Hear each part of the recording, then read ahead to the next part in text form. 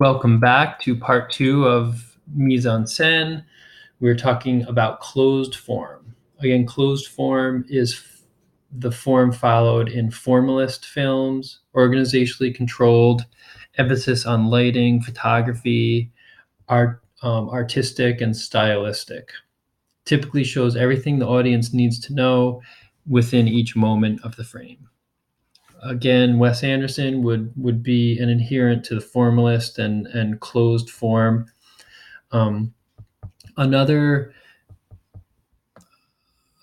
another tool that formalist directors use is this idea of meta cinema, where you have a movie within a movie, a play within a play. Again, a reference, a self-referential quality that draws attention to itself. And so here we can see an example of the character in Rushmore needing complete control, but also seeing the outcome and the result of that, which is worth it.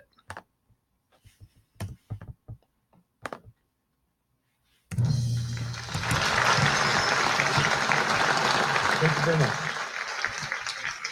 I don't usually do this, but this play means a lot to me, and I wanted to make a dedication.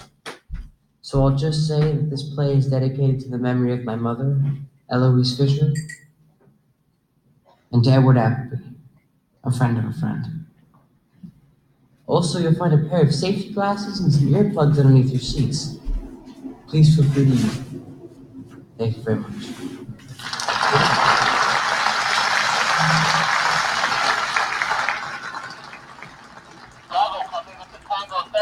The order of the military forces of the United States. So if you haven't seen Rushmore, this is a high school play. You can see the quality of this. How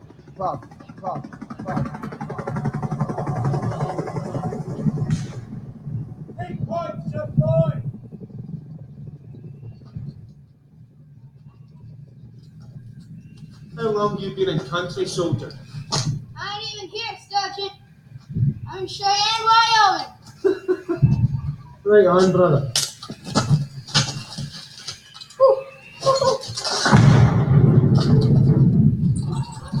rock this mosquito, I repeat, let's rock!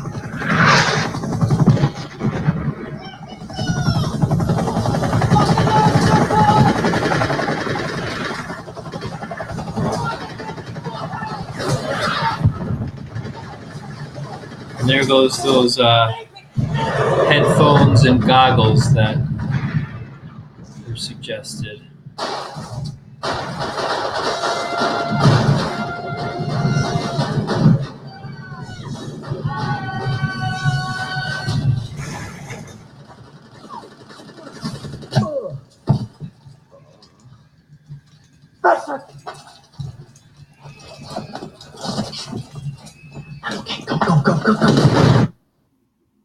Okay, so there we have the result that can occur when the person with creative control takes that control to the furthest extent.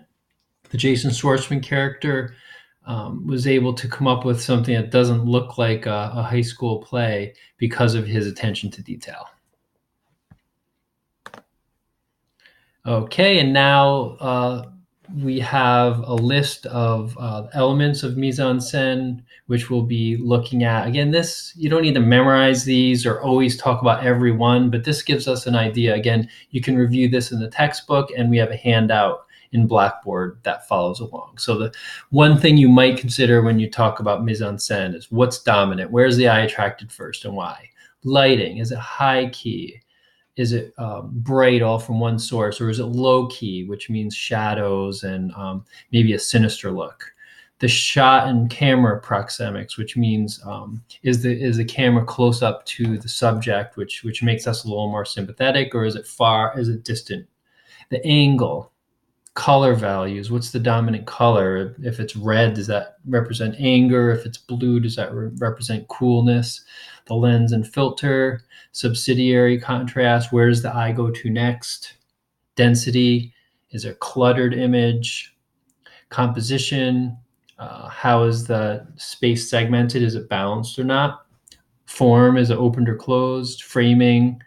Again, tight or loose. If a character is going through a personal struggle, or they might be kind of locked into the frame.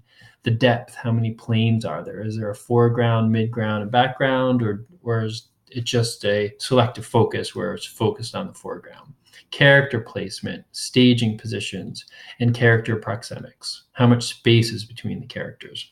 Okay, so that was a quick lecture on mise en scène. We're going to be talking a lot more about it, and there's a lot more in the textbook with some other examples that you might help to clarify some of these elements. Thanks again for listening, and have a great day.